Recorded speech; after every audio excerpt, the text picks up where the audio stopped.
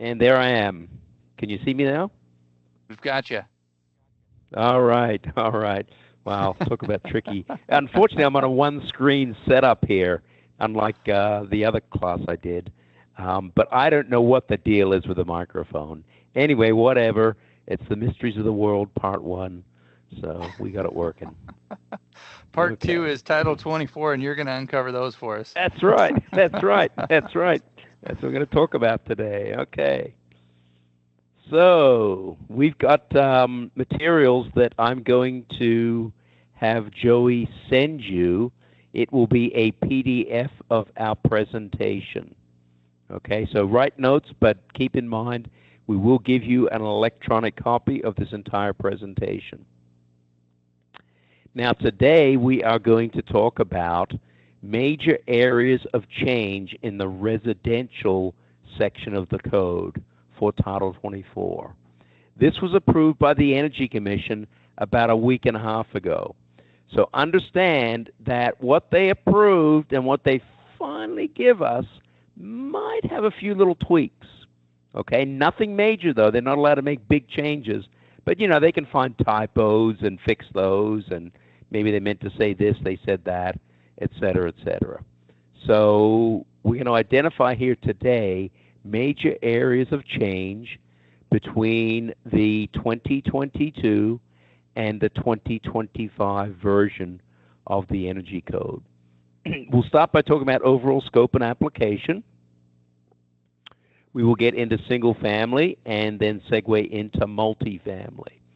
Now, Joey does have matching courses here for non-residential, okay? But we're not going to talk about non-residential today.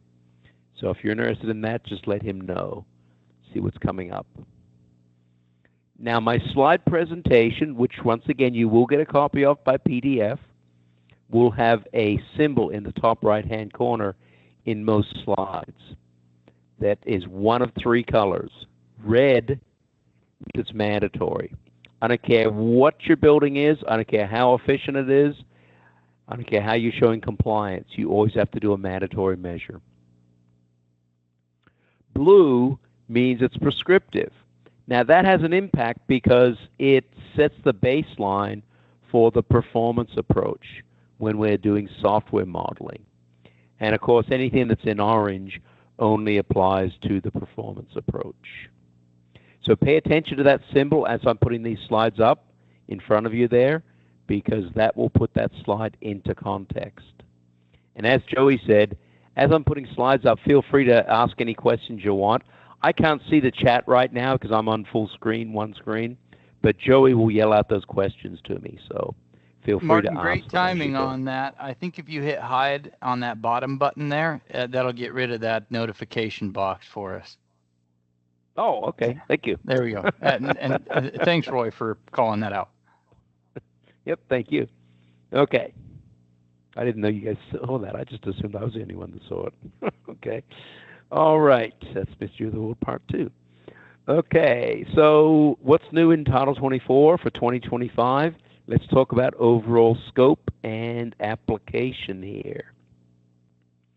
Applicable occupancy types. Nothing new here for residential. Okay. On non-residential, they did introduce L occupancies. But for single family, multifamily, we've got R3. For multifamily only, we've got R2 and R4, and that has not changed. Now, everything I'm presenting here is posted as draft copies at the Energy Commission's website. They've got a landing page for the 2025 Energy Code, and you can see the hyperlink there.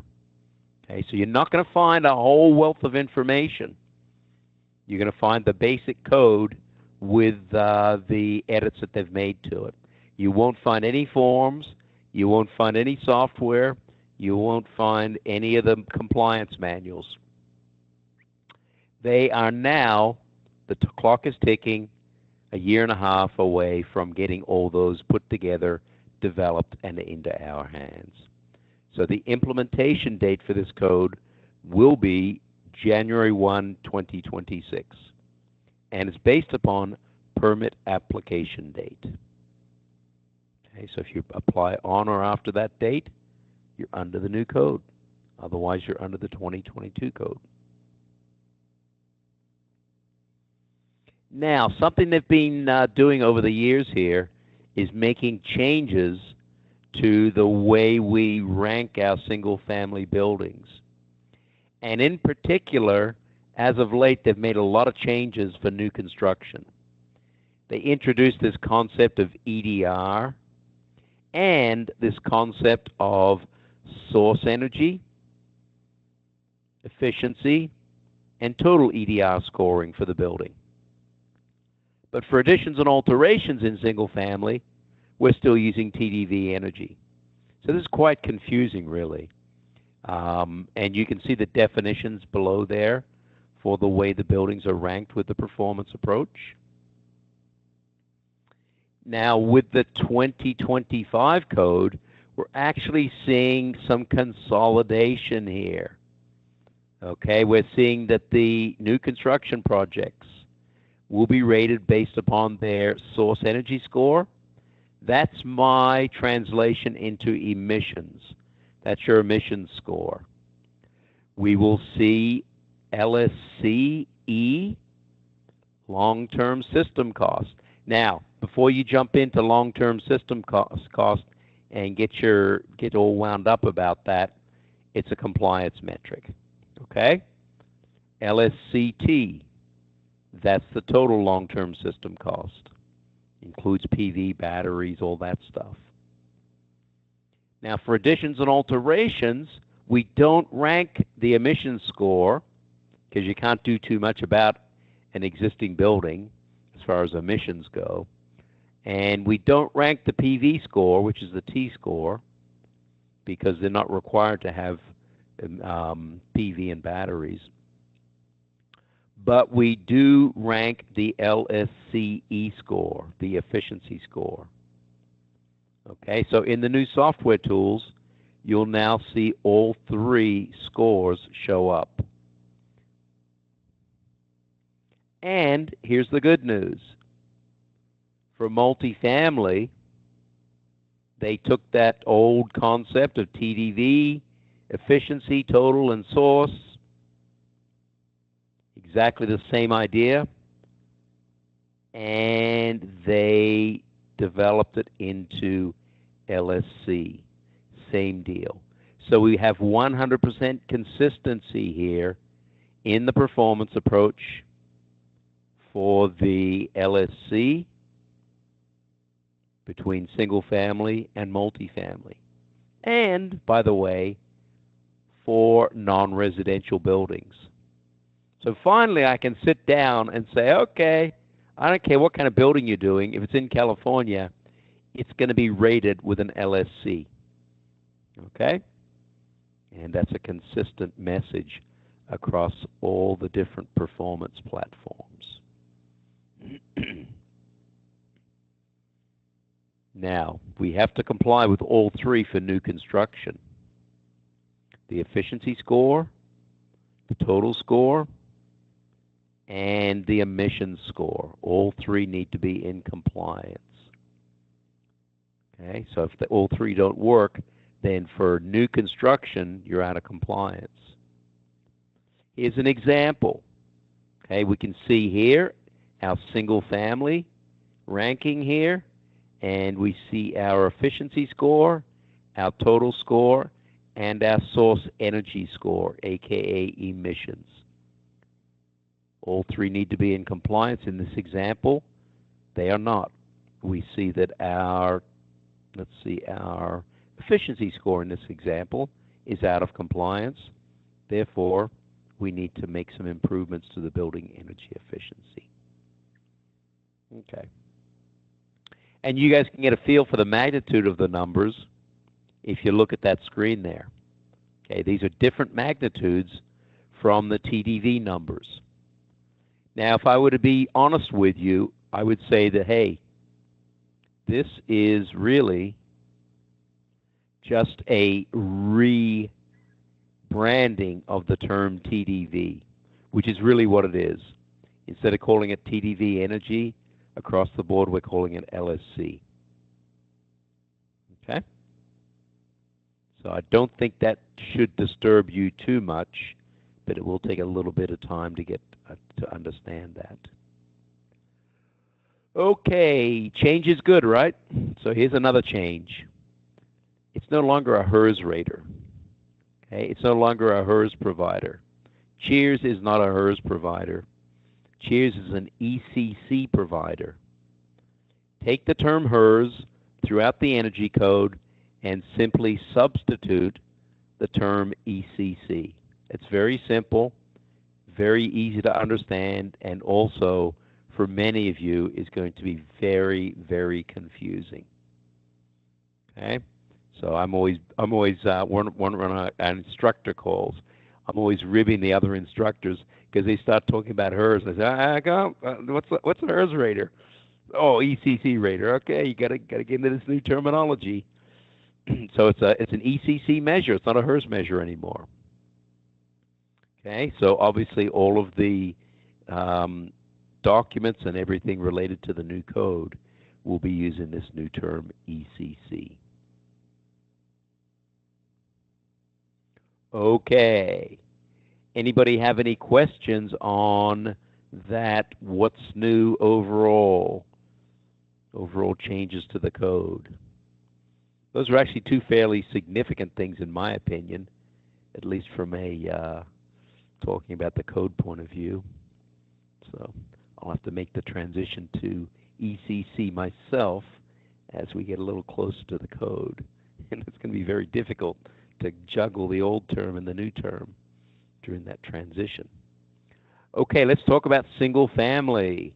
We're talking about additions, alterations, ADUs, townhouses, single family dwellings, duplexes, etc. Mandatory measures. So let's look at some high-level changes here. You've got updates in the mandatory measures for the wall insulation and for the window U factors. We've got new limitations placed on HVAC system selections, on the electric strip heat sizing. We've got new requirements for setback thermostats specific to heat pumps. We've got new requirements related to balanced and supply ventilation system service accessibility. In other words, accessibility to filters and things like that. And you'll be happy to know we've got a new exemption for battery ready, which we'll talk about. Okay, so here it is. It's really simple to understand, and I think most people at my office kind of shrugged at this one. Said, okay, whatever.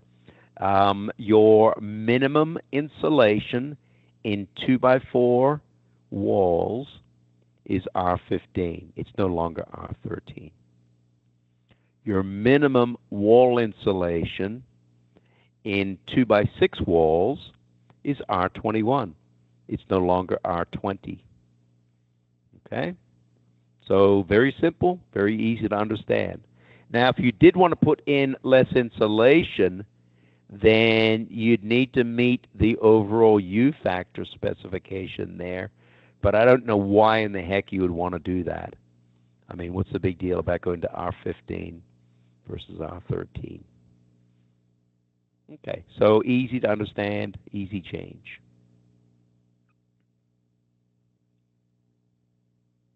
Here's another mandatory measure update. Remember, mandatory measures apply for performance approach and prescriptive approach regardless. In section 150.0Q, you can see that in the top right-hand corner. By the way, in case I didn't mention it, all of my slides reference the section number in the top right-hand corner. So you've got easy peasy access to this stuff.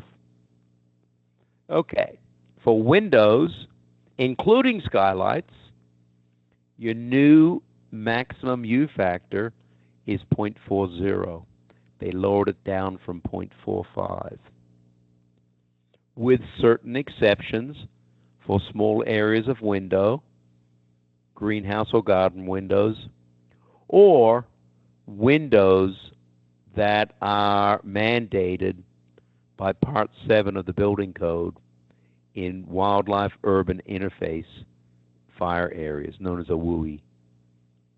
Okay, but if you don't have that exemption, then point 4 is your new magic U factor. So what does that mean? It means that your default table is 100% gone. It's useless.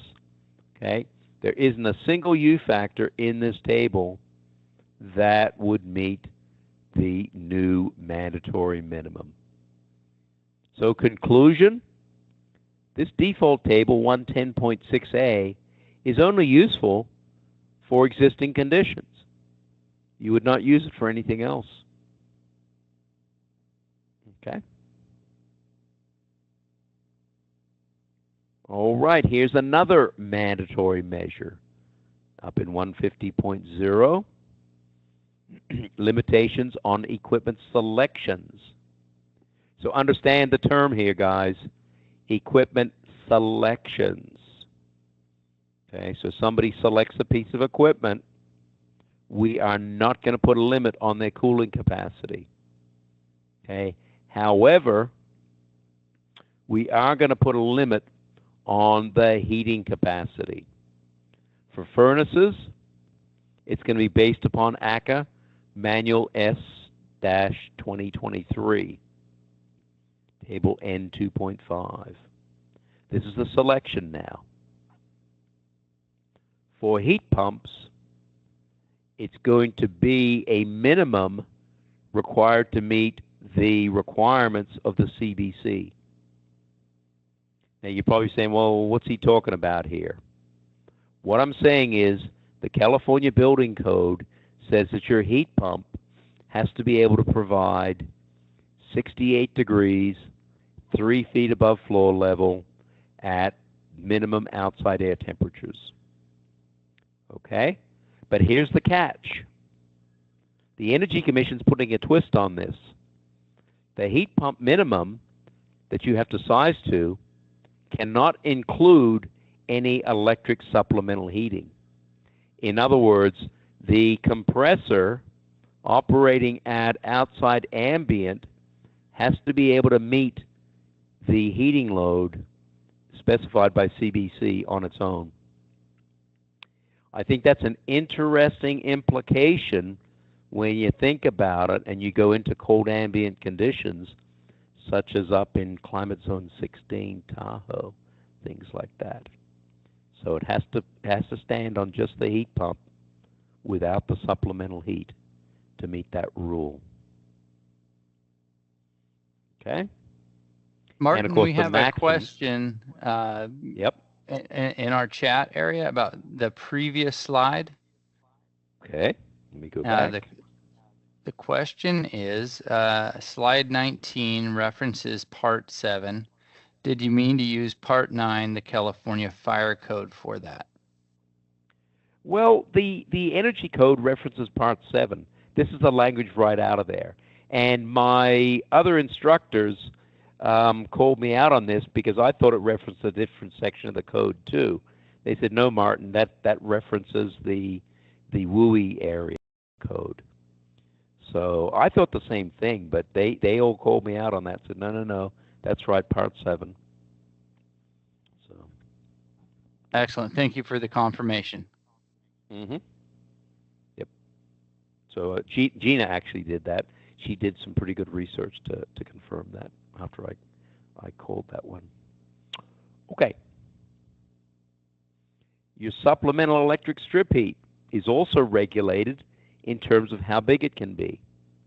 And obviously this doesn't really affect you as the energy consultant, but it does affect the person that is sizing and installing the system, aka the HVAC contractor. Okay? So any additional supplemental electric resistance heat is limited by this equation here, 2.7 kW per ton. Okay, rounded to the nearest closest kW. Interesting one. I don't really care about it because supplemental electric strip heat Doesn't go into my Title 24 calculations nor into the reports that I issue, but obviously the HVAC contractor will care about this. Martin, there's another question that popped up in there that may tie to what you were addressing just then. Are heat strips going to be required even though the heat pump will meet 68 degrees? No, they're not. That's a great question. No. This language here says if you meet it with a heat pump, you're good. It doesn't have any language that says heat strip is required. Okay, so I know some of these units have got pretty good cold ambient performance and really don't need heat strips. So they're not mandating heat strips at all. But they are putting an upper limit on how big it can be on this slide here. Okay? Excellent. Thank you. Now, your heat pump setback thermostats. So on thermostats that control any type of heat pumps, even those that are dual fuel heat pumps, okay, they are required to have a setback thermostat. Obviously, that's been in the code for years. They're required to lock out supplemental heat when outdoor air temperature is over 35 degrees. Okay, so these are limitations on the thermostat selection made by the installing contractor. The ability to lock out the gas furnace or the electric resistance above 35 degrees. Okay.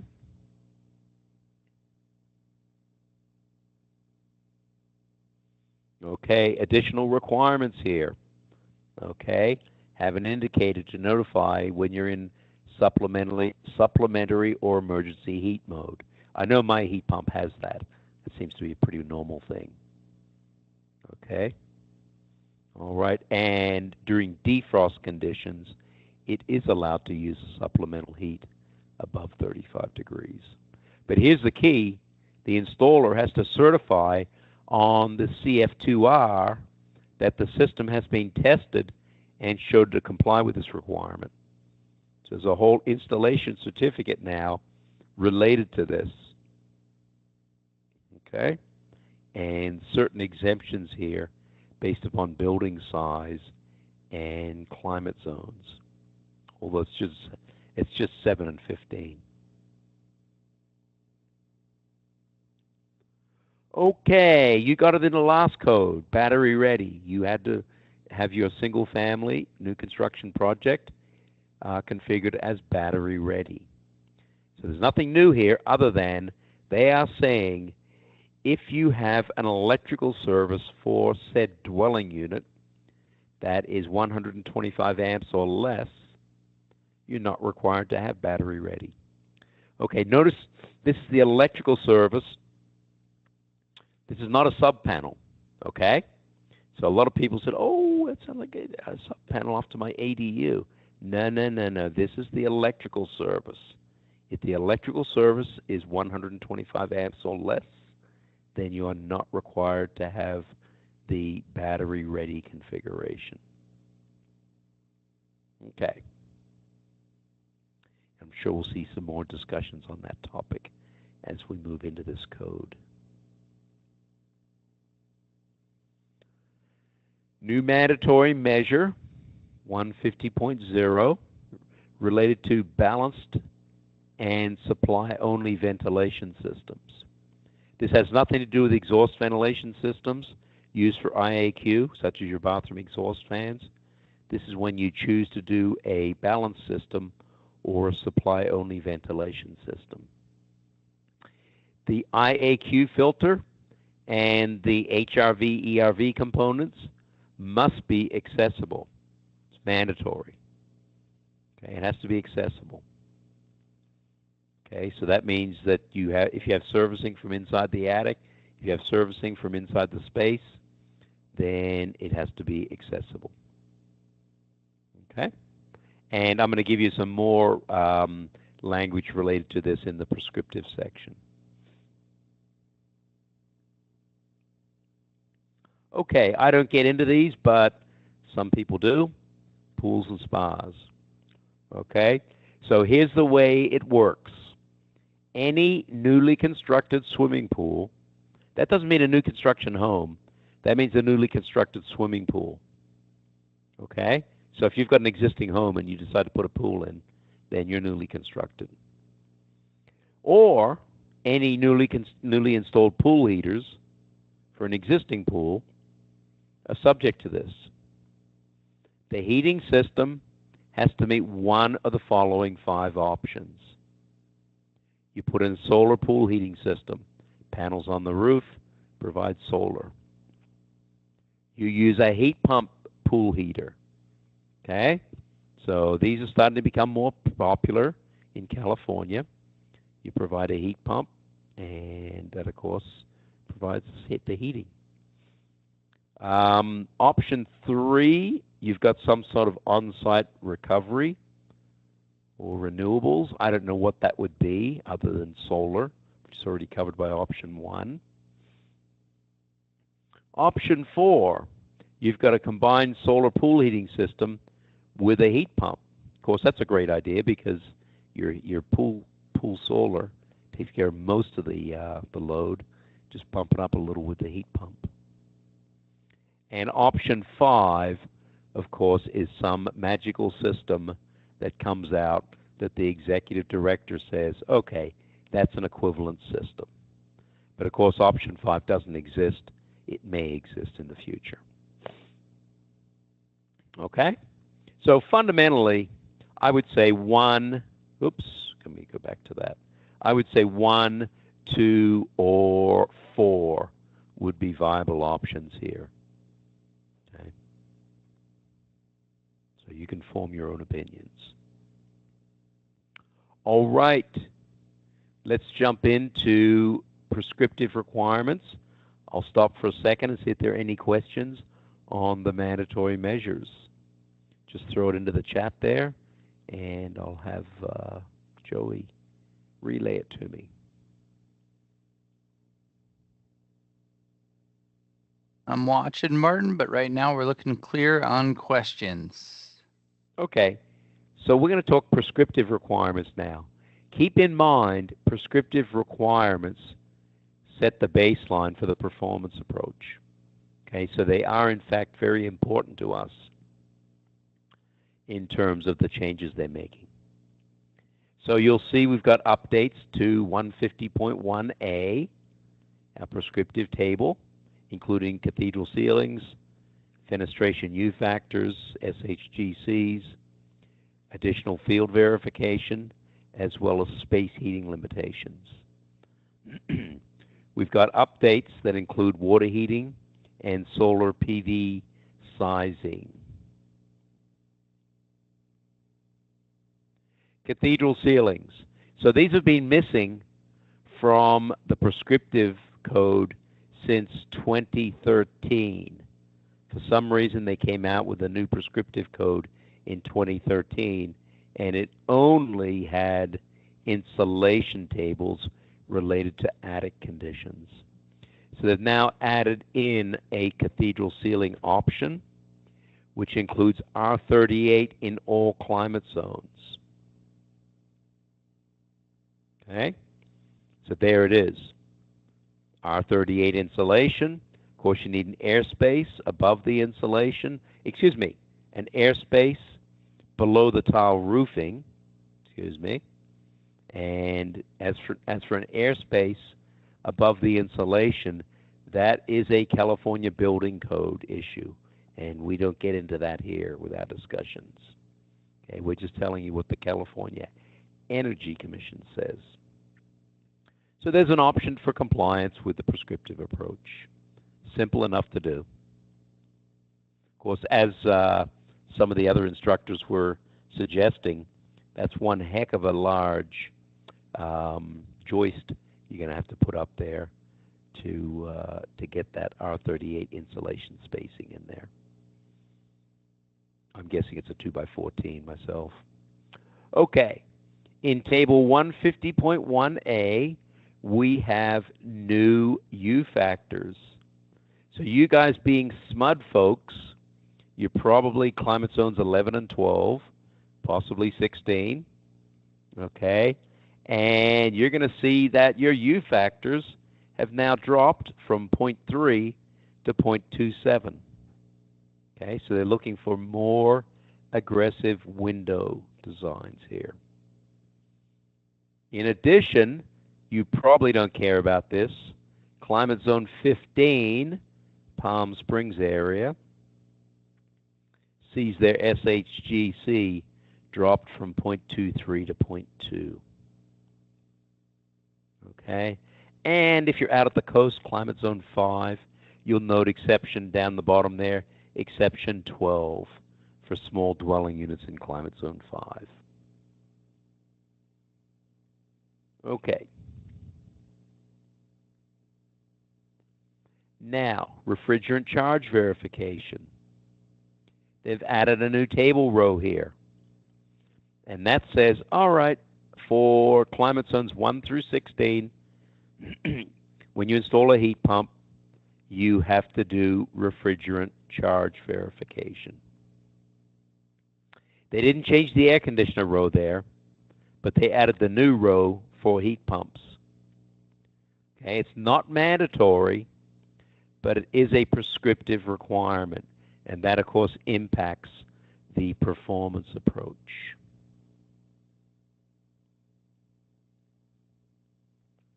Okay, now this one is confusing to me, so let me see if I can unconfuse it for you. A fault indicator display is required prescriptively if you have any type of heat recovery in the system. Okay? So if you're doing a balanced ventilation system and it's got heat recovery, then you would need to have the FID, fault indicator display. Okay, but if you don't do one, you don't need one. It's only if you're doing the heat recovery. Okay, so let's explain it to you that way. Now with the performance approach, of course, that's going to be in the baseline, in the budget, but it's up to you if you want to do the FID, fault indicator display. Okay. Now, space heating updates.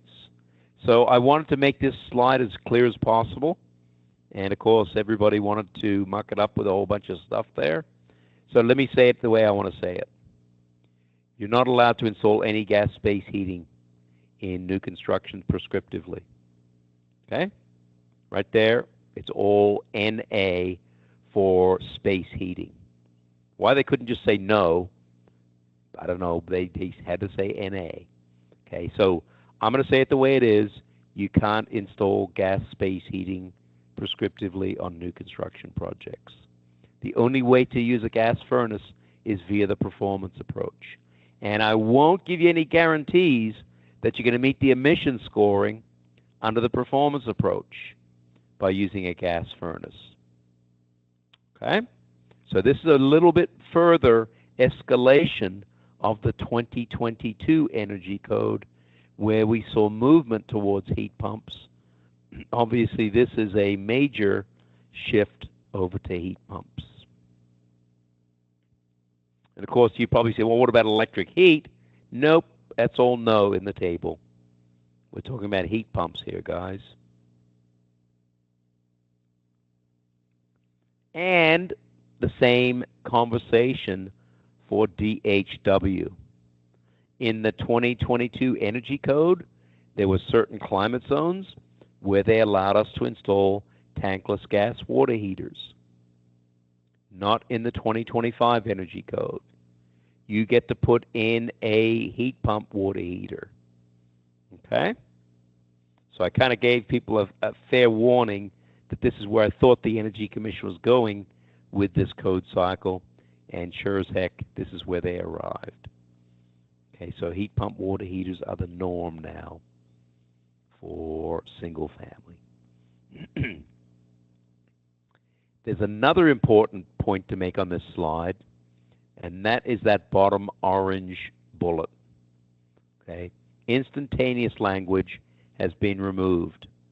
So in other words, you can install a point of use electric water heater in a dwelling unit, aka ADU, under 500 square feet, and it doesn't have to be instantaneous.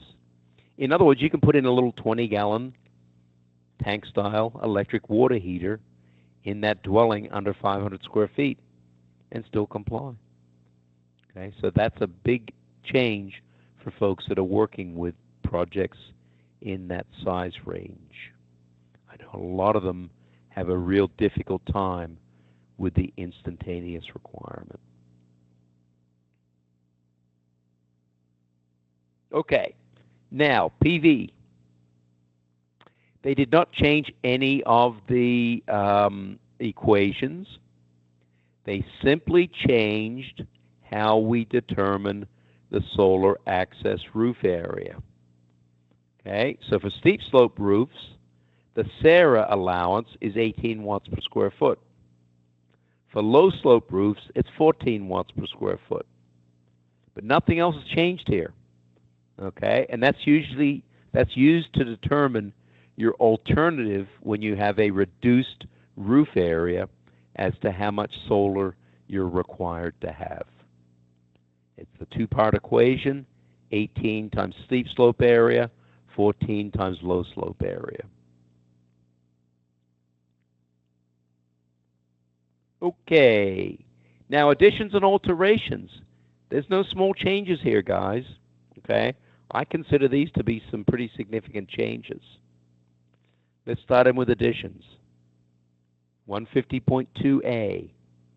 Any new or replacement HVAC system that is serving an addition is required to be a heat pump. Let's say you take out the existing gas furnace and you put an addition onto the house, and that gas furnace is getting replaced, and it's going to serve the addition. Nope. It says here it has to be a heat pump. Okay? So new or replacement equipment that serves an addition. Now let's look at the water heating, 150.2A1D. It's a little bit different wording, and the intention is to say if you add an additional water heater that's intended to serve that addition, it must be a heat pump water heater. With the obvious exception, under 500 square feet that I mentioned on that prior slide. Okay, so there we see heat pump water heaters, heat pump space heaters. Now, they haven't gone so far as to address existing systems, so yes, you can take out an existing gas furnace and replace it with a gas furnace. Okay? All right, and alterations for those folks lucky enough to work in Climate Zone 15, the replacement alteration glazing needs to have an SHGC of 0.23 or less.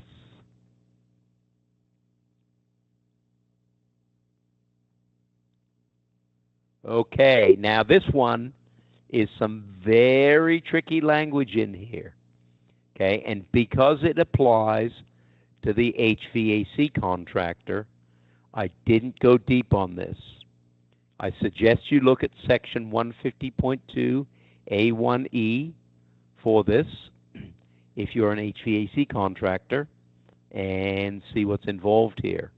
There are tables there that dictate the minimum and maximum capacity for HVAC systems related to additions.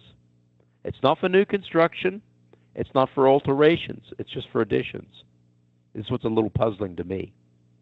Okay, and there are certain exceptions given there for ductless systems, ECC verified airflow systems, etc. Okay, so this slide here is a very simple slide. That language is not. And that's why I say if it interests you, go look at it. Okay. Excuse me. Okay, this will go fairly quickly, I think. So multifamily. Let's talk about mandatory measures. Talking too much. Dwelling units. Okay, so dwelling units and common use areas are differentiated in multifamily because we have different requirements for each of these types of spaces. I think a common use area is pretty obvious. Community room, corridors, lobbies, lounges. The dwelling unit is probably fairly obvious, although it is important to understand that the multifamily space definition applies to a lot more diverse spaces. So you'll see things like senior housing falls into this now. Nursing homes fall into this. Temporary housing for folks. Things like dormitories, etc. So now what we'll see here, just like single family, is they've said, all right, on 2x4 walls, it's R15 now. You have to use R15. You can't use R13. On 2x6 walls, it's R21. You can't use the R20 insulation. So same slide as we had in single family. Now, this is a mandatory measures section, remember.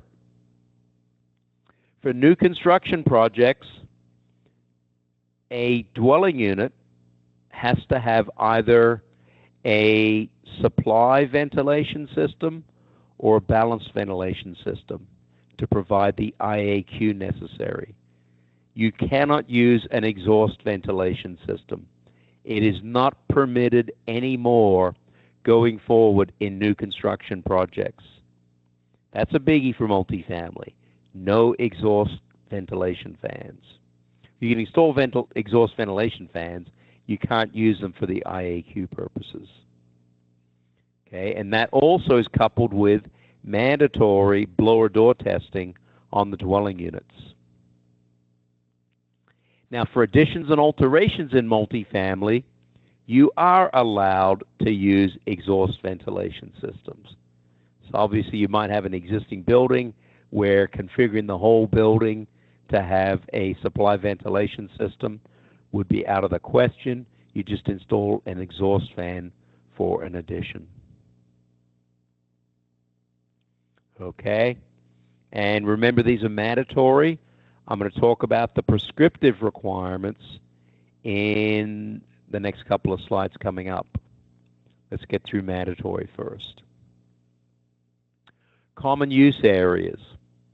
What we see here is a change to the way the calculation of ventilation is done.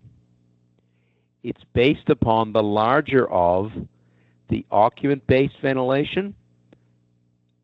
In other words, we've got 26 people times 15 CFM, and the area-based ventilation. We look up this table, says it's 0.2 CFM per square foot times the area, which is 500 square feet. That's our ventilation. It's a larger of those two. That's a change in the entire tables and the formulas in that section of the code. That obviously just applies to multifamily common use areas. You will see in the section 160.4, there are new mandatory requirements for the DHW pipe insulation. And these measures cover both the installation, the location, the thickness, and the protection of the pipe insulation.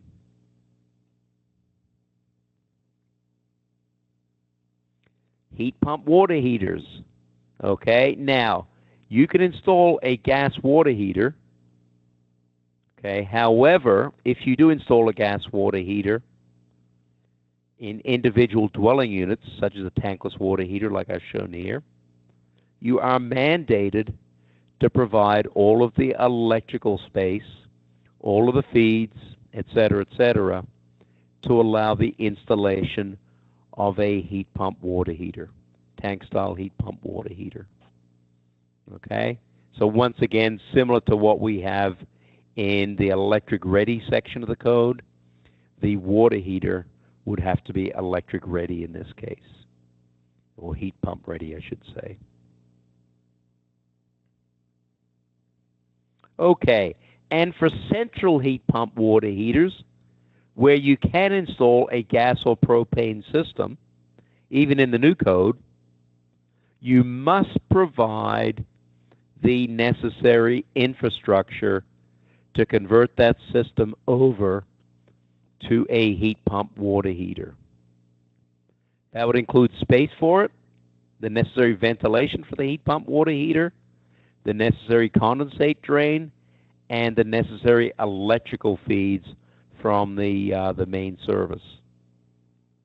Okay, so just like they have electric ready throughout the code, they have electric ready now introduced into the heat pump, into the water heater section, both individual water heaters and central water heaters. Okay, so that's mandatory measures. I'll move it along here. Anybody have any questions, let me know. Let's talk about the prescriptive requirements. Two tables updated. 170.2a, you'll see in orange here, we have updates to the requirements for cool roofs in select instances, in select climate zones. Obviously, in this case, it's 10, 11, 13, and 15. We see updates to the requirements for cool roofs also here in climate zones 2, 4, 6, 7, 8, and 12. Okay, so you guys are affected by 12. These are low slope requirements for cool roofs. And we see updates to the fenestration U factors. You'll see here they've lowered the U factor requirements for multifamily applications. Looks like zone 12 didn't get hit, but zone 11 did. Zone 13 also got hit.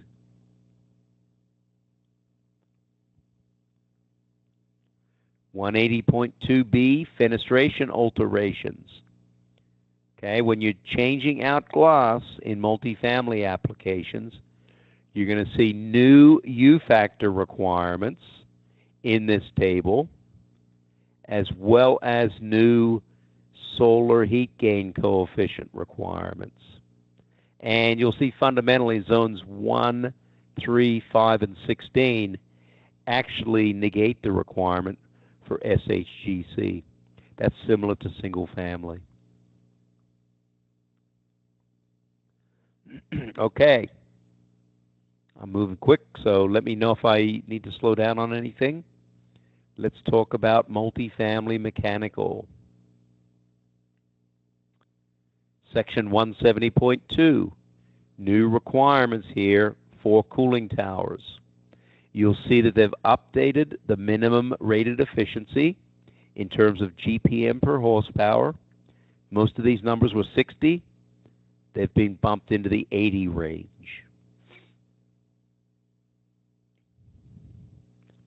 Balanced ventilation systems. When they're serving individual dwelling units, they're required to install balanced systems. You can't use supply ventilation here. They have to be balanced systems.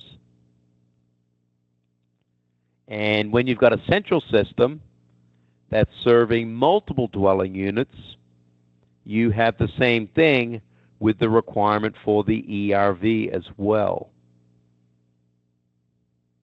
The only way you can do a supply ventilation system, supply-only system, is via the performance approach.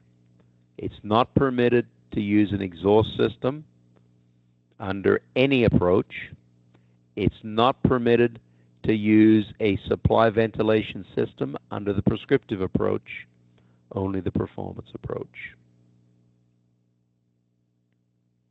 Okay, and that also includes the installation of heat pump space conditioning systems in zones 5 through 10 and climate zone 15. So you guys obviously are not in those climate zones, but that means that it must be installed, but it isn't required to have an ERV or HRV.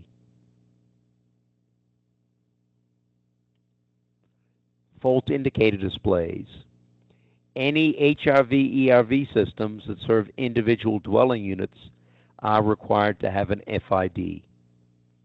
Okay, this is a fault indicator display to indicate that the ERV, HRV has detected a fault in the system and needs maintenance. Water heaters that serve individual dwelling units.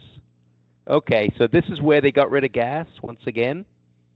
In the 2022 code, you could use gas or propane instantaneous water heaters here. In the new code, nope, they took it out. Okay, the only way you can get these to comply is under performance. Now, don't hold your breath on performance, because performance is going to hit you back on the emissions score for using natural gas for your water heating. Okay, and we don't have any prescriptive regulations related to the common areas for DHW. Central domestic hot water heaters. Now, in the old code, they said, okay, single pass, multi-pass system. Your choice. We don't care. In the new code, they said, no, it's got to be a single pass system. Okay, that is the prescriptive requirement. And to install a multi-pass central water heating system, you would have to go the performance approach and take a penalty.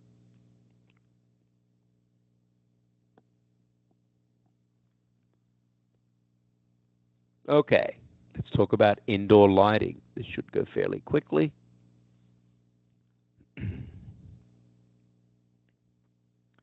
In the dwelling units, it's exactly what you see in the single-family section of the code, which hasn't changed. In the common areas, it's based upon what's in the non-residential section. However, they have removed from the non-residential section tailored lighting. So display lighting is no longer a valid option here. You can selectively use display lighting in the area category method that's used for your common areas. So as an example, if I'm doing a meeting area, I can put in wall display allowances. I can put in floor display allowances. Okay? Those same allowances also apply to dining areas and lobby main entry areas. So similar to the updates that we see for non-residential there. Okay, and let's wrap things up. We'll get you out by 1:45. Okay, give me 5 more minutes to wrap this section. Let's talk about my favorite, PV and battery. So, for new construction, solar PV applies to all multifamily buildings.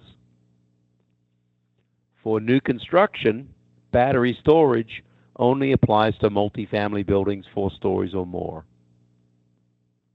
Okay? So that actually isn't anything new. That's just at a glance. What is new is they've introduced this new calculation that I mentioned in single family related to the solar access roof area. And the calculation is different for low slope versus steep slope. 14 watts per square foot, 18 watts per square foot.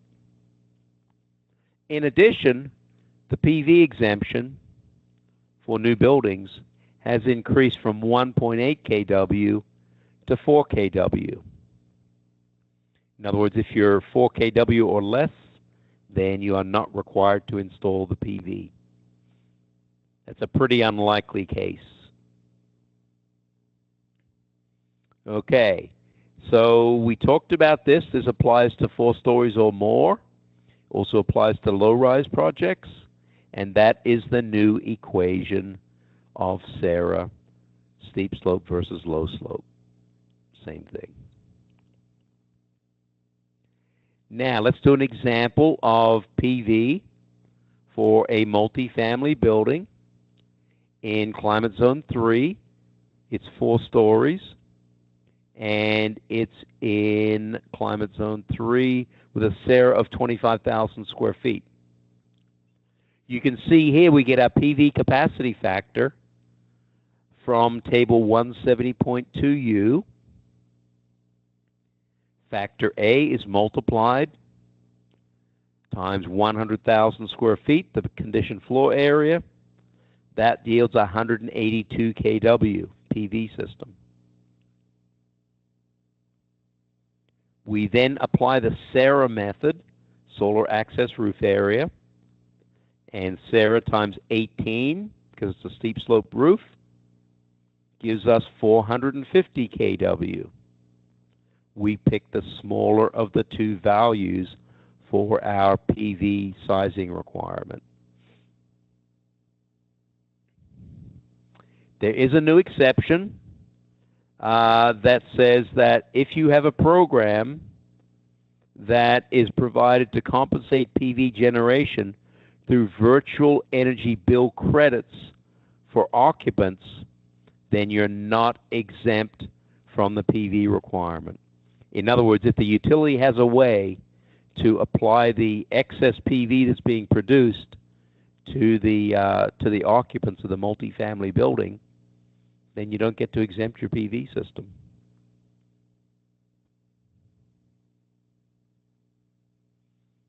Your batteries, okay? They updated all the equations in the 2025 Energy Code related to battery calculations. Let's take a shot at this. First off, the building types have changed. We see our building type at the bottom there. Multifamily, greater than 3 stories. Let's do an example of a multifamily building. Okay. I'm in climate zone 3, same building as before, 100,000 square feet. We multiply that times 1.88, taken from this table 170.2V, and that yields 192.9 kWh. There's our battery size. Now, if in fact we have the SARA, the solar access roof area, driving the PV, then we need to use that to adjust our battery size. And you can see here, this is a fairly bizarre equation in my opinion, but it's an adjuster that's made to the battery size. So let's do an example here. Okay, let's say the PV size is 182 kW, but the SARA size is 450 kW. SARA drives the equation. We adjust the battery up in size by 2.47. Now, fortunately, we have a simplification of an equation here. The kW rating for the battery is simply the kWh divided by 4. Couldn't be simpler. I love simplicity. So 192.9 divided by 4 means the feed that the battery will have to provide in terms of kW is 48 kW. Or, in the case of the SARA methodology, 190.